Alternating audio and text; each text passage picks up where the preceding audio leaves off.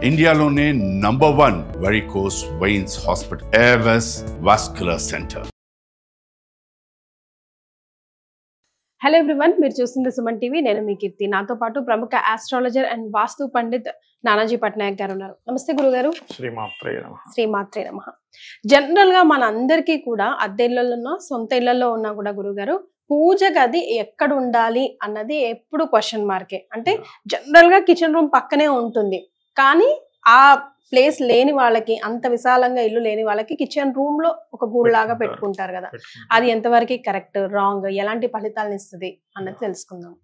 So clear గా board మీద కూడా గురుగారు ఎక్స్ప్లెయిన్ చేసి ఇది నేను మీకు ఇక్కడ చూపిస్తున్నటువంటిది ఏదైతే ఉందో ఇది నార్త్ ప్లానింగ్, అంటే నార్త్ సెంటర్ డోర్ ఉన్నటువంటి ఇల్లు. ఇది తీసుకుంటే కనుక మనకి ఇలా లోపల ఎంటర్ అయిన తర్వాత ఇది నార్త్ పెట్టుకోండి, ఇది తూర్పు, ఇది పడమర, అంటే ఈస్ట్ వెస్ట్ సౌత్ నార్త్. ఈ లోపలికి ఎంటర్ అయిన తర్వాత సర్వసాధారణంగా ఆగ్నేయంలో పెట్టుకుంటారు కిచెన్. ఎవరైనా కూడా ఒక 2 బెడ్రూమ్ వేసాం మనం ఇక్కడ ప్లానింగ్. నైరుతిలో ఒక బెడ్రూము, అంటే వాళ్ళ అందరూ నైరుతిలో కట్టుకుంటారు, కానీ శాస్త్రంలో ఎక్కడ నైరుతిలో కట్టాలని రూల్ ఏం లేదు. శాస్త్రంలో చెప్పినటువంటిది ఏంటంటే నైరుత్యత శస్త్రగారు అన్నారు, అంటే మన శస్త్రాలు మన పనిముట్లో పెట్టుకోమన్నారు, గర్భవతిని పడుకోబెట్టమని చెప్పారు. కానీ రాను రాను ఏమైపోయిందంటే అది నైరుతిలో కూడా మాస్టర్ బెడ్రూమ్ వచ్చేసింది. దోషం అయితే ఏం కాదు, సౌత్ లో పెట్టుకోవాలి. యాక్చువల్ గా సౌత్ దక్షిణే సయంతత అన్నారంటే దక్షిణం వైపు తలబెట్టుకుని నిద్రపోవడము, దక్షిణంలో బెడ్రూమ్ పెట్టుకోవడం అని చెప్పారు. కానీ తప్పేం కాదు. ఇక్కడ మనం నైరుతిలో ఒకటి ఇచ్చామంటే జనరల్ గా ఇప్పుడు ఉన్నటువంటి బయట ఉన్నటువంటి స్థితి పరంగా చూసుకుంటే నైరుతిలో ఒకటి ఇచ్చాము, ఇక్కడ ఒకటి ఇచ్చాము, ఇక్కడ ఒక కామన్ బాత్రూమ్ ఇచ్చాము, దీనికి ఒకటి ఇచ్చాము, ఇక్కడ ఒక బాత్రూమ్ ఇచ్చాము కామన్ బాత్రూమ్ లాగా, లేకపోతే ఈ రెండింటికి కలిపిచ్చాం. ఇక్కడ ఒక బాల్కనీ. అయితే కామన్ గా ఇవాళ రేపు చిన్నవి, నేను ఎందుకు డబుల్ బెడ్రూమ్ గీసాను అంటే మీరు చిన్న గది అన్నారు, చిన్నిళ్ళు. అప్పుడు వాళ్ళు ఏం చేస్తారు, కామన్ గా ఇక్కడ కిచెన్ ఉన్నప్పుడు ఇది ఆగ్నేయం, సౌత్ ఈస్ట్ అంటారు దీన్ని. ఇక్కడ కిచెన్ లో ఈ మూలను పెట్టేసుకుంటారు. అయితే ఇది ఒక్కొక్కసారి మంచిది, ఒక్కోసారి మంచిది కాదు. ఎలాగా అంటే మనకి శాస్త్రంలో చెప్పినటువంటిది ఏమిటి, శ్లోకం ఏమిటి, దానికి ప్రామాణికత ఏమిటి అంటే ఈశాన్యే దేవతా గృహ అని చెప్పారు. అంటే ఈశాన్యం అంటే ఇది నార్త్ ఈస్ట్, ఇది నార్త్, ఇది ఈస్ట్, కాబట్టి ఈ రెండిటికి మధ్యలో ఉన్నదాన్ని నార్త్ ఈస్ట్ అంటారు ఈశాన్యము. ఈశాన్య దేవతా గృహ కాబట్టి ఈశాన్యంలో కట్టుకోమని చెప్పారు. సరే, నీకు ఇక్కడ కుదరలేదు, కొంతమందికి ఇక్కడే దితి పదం పడింది, అక్కడే డోర్ పెట్టారు, లేకపోతే ఇక్కడే డోర్ పెట్టారు, కుదరలేదు. అప్పుడు ఏం చేయాలి అంటే శాస్త్రంలో చెప్పినటువంటిది మీకు తూర్పు నుంచి, అంటే తూర్పు ఇక్కడ నుంచి ఉత్తరము లేదా వాయువ్యం లోపల ఎక్కడైనా మీరు పెట్టుకోవచ్చు. సెకండ్ ఆప్షన్ అది. కానీ ఫస్ట్ ఆప్షన్ అయితే ఈశాన్యమే.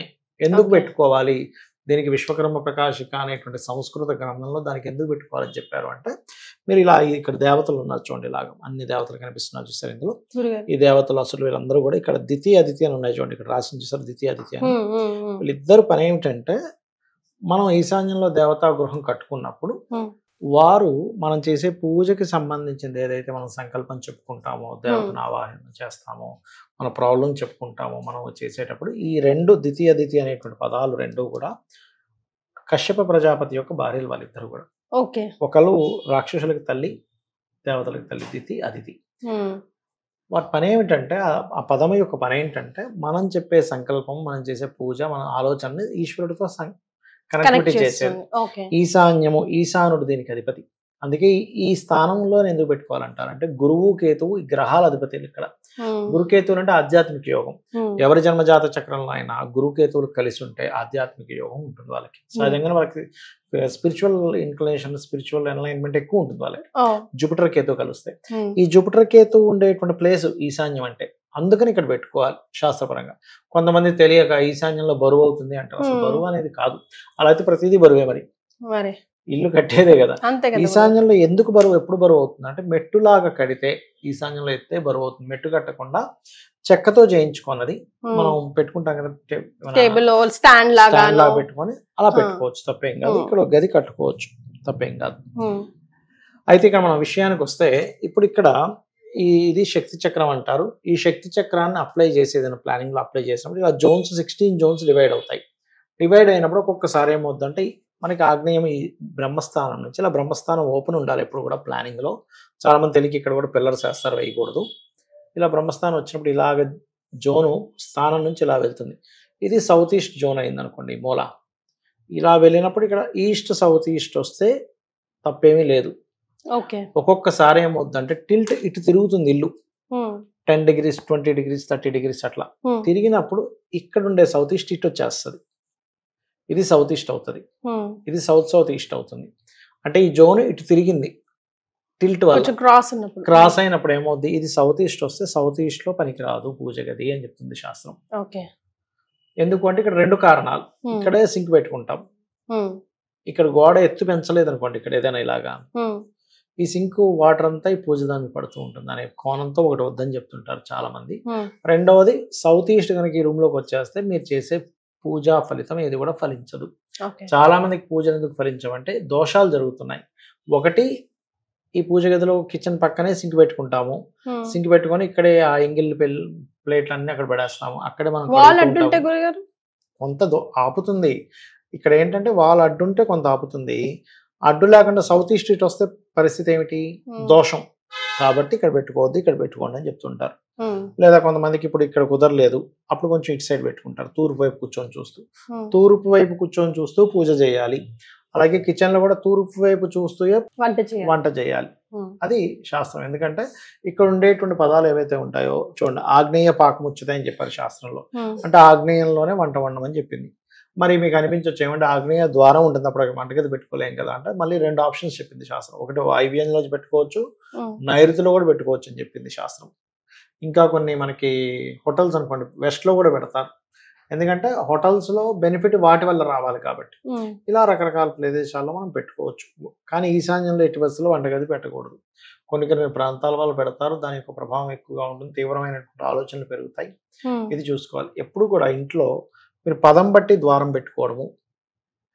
ఈ జోన్స్ అంటే 16 జోన్స్ ఇలాగ జోన్స్ గా డివైడ్ అవుతుంది. ఎప్పుడు కూడా ఇల్లు ఇలాగా 16 జోన్స్ గా, ఇలా 16 జోన్స్ అయినప్పుడు ఏ జోన్ లో ఏం పెట్టుకుంటున్నాం అనే దాన్ని క్లియర్ గా చూసి ఈ రకంగా శక్తి చక్రాన్ని అప్లై చేసి ఎక్కడ ఏమొచ్చింది, ఇక్కడ బెనిఫిట్ జోన్ ఎక్కడ వచ్చింది, లేకపోతే పదం ఎక్కడ పడింది, ఈ వంటగదిలో సౌత్ ఈస్ట్ ఎంతవరకు వచ్చింది, సౌత్ ఈస్ట్ ఎంతవరకు వచ్చింది, వేస్టేజ్ జోన్ ఎక్కడ వచ్చింది అనేటువంటిది క్లియర్గా ప్లానింగ్ గీసుకొని శక్తి చక్రాన్ని అప్లై చేసి ఈ రకంగా చూడాలి. అంతేకాని రఫ్గా చూసేసి ఇక్కడ ఆగ్నేయం వచ్చింది కదా అంటే ఒకసారి ఆగ్నేయం ఇక్కడ రాదు, ఇటు తిరుగుతుంది, లేకపోతే అటు వెళ్ళిపోతుంది, అప్పుడు అది దోషం అవుతుంది. రైట్. సో గుడ్డిగా గురుగారు, అసలు పూజ గది కిచెన్ రూమ్ బేసికల్ గా మనం ఈ 2 పాయింట్స్ మీద మాట్లాడుకుంటున్నాం కాబట్టి, ఇవి సరైన ప్లేస్ లో పడకపోతే, వాస్తు ప్రకారం లేకపోతే ఎలాంటి ప్రాబ్లమ్స్ వస్తాయి ఇంట్లో? అగ్ని దోషము, అదేవిధంగా దేవతా శాపానికి గురవుతారు. ఎందుకంటే ఒకటి, మీకు ఇక్కడ పెట్టుకోకూడని ప్లేస్ లో పూజ గది పెడుతున్నావు, పక్కనే సింక్ పెడుతున్నావు, దానికి కనీసం అడ్డంగా ఏమి కూడా పెట్టట్లేదు, ఎంగిల్ అనేది మీకు పడుతున్నాయి, మరి అది దోషమే కదా. నెగటివ్ మీద పాజిటివ్ వస్తుంది, ఆబ్వియస్ గా వస్తుంది. రెండవది ఏంటంటే ఇక్కడ మీరు మామూలుగా ఇందులో వేసే కలర్లలో కూడా ప్రభావం ఉంటుంది. ఇక్కడ గ్రీన్ కలర్ ఉంటే మంచిది ఎప్పుడు ఆగ్నేయ రూమ్ లో, అగ్నితత్వం కదా, వాయువు తోడవుతుంది, హెల్ప్ అవుతుంది, అదొకటి. రెండవది ఏంటంటే ఇక్కడ ఈశాన్యంలో కట్టేటప్పుడు కూడా గట్టు కట్టుకోకుండా చూసుకోవాలి. రెండవది తూర్పుకు చూస్తూ, చాలా మంది తెలియక ఏం చేస్తున్నారంటే ఆలయాల్లో వెస్ట్కు ఉంటుంది కదా విగ్రహం అని ఇంట్లో వెస్ట్ లో కట్టుకుంటున్నారు. అది ఆలయ నిర్మాణం, ఆగమ శాస్త్రం పరంగా వెస్ట్కే ఉంటుంది విగ్రహం. అక్కడ మనం తూర్పుకి వెళ్తూ వెస్ట్ లో ఉండే విగ్రహాన్ని చూస్తాం. ఇంట్లో గృహ నిర్మాణం వేరు, ఆలయ నిర్మాణం వేరు. అది ఆగమ శాస్త్రం పరంగా కడతారు, ఇదేమో వాస్తు, దీని వాస్తు వేరు. ఇది తూర్పు వాళ్ళకు ఉండాలి, మనం వెస్ట్ లో కూర్చొని తూర్పు వాళ్ళు చూస్తూ పూజ చేయాలి. ఇంకోటి చాలా మంది ఏంటంటే తలుపులు పెట్టరు, కొంతమంది తలుపులు ఖచ్చితంగా పెట్టాలి దేవుడి గది, లేకపోతే ఒక్కోసారి చిన్న ఇప్పుడు సింగిల్ బెడ్రూమ్ ఇల్లు ఉంటుంది, అలాంటి వాళ్ళు మీరు అన్నట్టుగా ఇలా కిచెన్ లో ఏర్పాటు చేసేసుకుంటారు. సౌత్ ఈస్ట్ రాకపోతే పెద్ద దోషమేం కాదు, కానీ సౌత్ ఈస్ట్ వస్తే దోషం. అక్కడ వచ్చినప్పుడు అదేం చేస్తారంటే వాళ్ళు తలుపులు పెట్టుకోకుండా ఏదో ఊరికి అట్లా అల్మారాలో పెట్టేస్తారు. అలా కాకుండా కనీసం కర్టన్స్ అయినా వేయాలి, అలా పెట్టకపోతే దోషం. రైట్. సో గురుగారు, ఇప్పుడు చూసేసి కంగారు పడి ఇమీడియట్ గా ఏం చేయాలి, ఇప్పుడు కట్ చేయాలా, వాల్ అంతా తీసేయాలా అనుకోకుండా దానికి ప్రత్యామ్నాయ మార్గాలు ఏమైనా ఉన్నాయా? ఏం లేదమ్మా, నేనేం చెప్తానంటే ఒకవేళ మీకు ఇక్కడ వచ్చింది, కనీసం ఈ గోడకు ఒక పటమైనా పెట్టుకోండి. ఒక చిన్న పటం, మీ ఇష్టదైవం పటం పెట్టుకొని ఒక చిన్న చెక్క లాంటిది కొట్టించేసి అక్కడ దీపం వెలిగించండి, తప్పే ఉంది.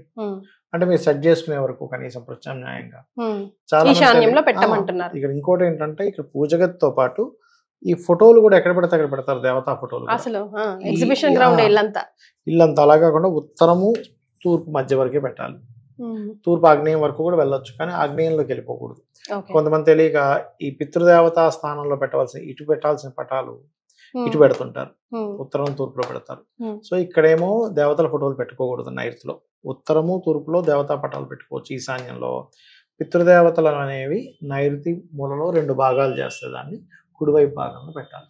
రైట్. సో ఇంట్లో ఎందుకు చికాకులు, ప్రతిసారి అనుకున్న పనులు ఎందుకు అవ్వట్లేదు, ఎంత పూజ చేసినా ఎందుకు ఫలించట్లేదు అనుకుంటాం కదా, కొన్ని సార్లు ఇలాంటి సింపుల్ ఏం లేదు. ఇప్పుడు మనకి ఇయర్ ఫోన్ ఉంది, గురుగారు, wireless year phone, white phone year phone ఉంది. మనం చెవు దగ్గర పెట్టుకుంటేనే ఆ రిసీవింగ్ పవర్ దీనికి ఉంది కాబట్టి వినబడుతుంది. మనం ఏదో జేబులోనో ప్యాంట్ జేబులోనో సంఖలోనో పెట్టుకుంటే అది మనకు వినబడదు. ఇయర్ ఫోన్ ఊడిపోతేనే వినబడదు మనకి. అలాగే ఇక్కడ ఉండే రిసీవింగ్ పవర్ ఏంటి, ద్వితీయ అదితి అనేది ఏమిటంటే మనం చేసే పూజ సంకల్పము, ఈ పదాలు పర్టికులర్ గా కశ్యప ప్రజాపతి యొక్క భార్యలు, వీళ్ళ పేరు ద్వితీయ అదితి అంటే వీళ్ళు ఈశ్వరుడికి కనెక్ట్ చేసేటువంటి పదాలు ఇవి. అందుకే ఇక్కడ చెప్పారు శాస్త్రంలో ఈశాన్య దేవత గృహం అని చెప్పారు. ఇది తెలియక చాలా మంది ఆ ఈశాన్యంలో బరువు అయిపోతుంది అని అంటుంటారు. దేవతా గృహానికి బరువు అవ్వదు. మీరు సపరేట్ గా దేవతా గృహం కాకుండా వేరే విషయాలు పెట్టారు. కొంతమంది తెలియక నేను కొన్ని ఇళ్లలో చూసి ఇక్కడ ఒక రూమ్ వస్తాయి, ఇక్కడ బీరువాలు పెట్టేయడం, ఆ రూమ్ లో కొన్ని పెట్టి లాక్ చేయడం, మొత్తం సామాన్లన్నీ తీసుకెళ్లి ఈశాన్య స్టోర్ రూమ్ లాగా, అది మాత్రం చాలా పెద్ద దోషం. సో ఈ చిన్న కరెక్షన్స్ చేసుకోండి. ఇంకా గురుగారు కన్సల్టెన్సీ కోసం కింద స్క్రోల్ అవుతున్న నంబర్కి కూడా కాల్ చేసి ఏం డౌట్స్ ఉన్నా క్లియర్ చేసుకోవచ్చు. థ్యాంక్ యూ సో మచ్ గురుగారు. శ్రీమాత్రే.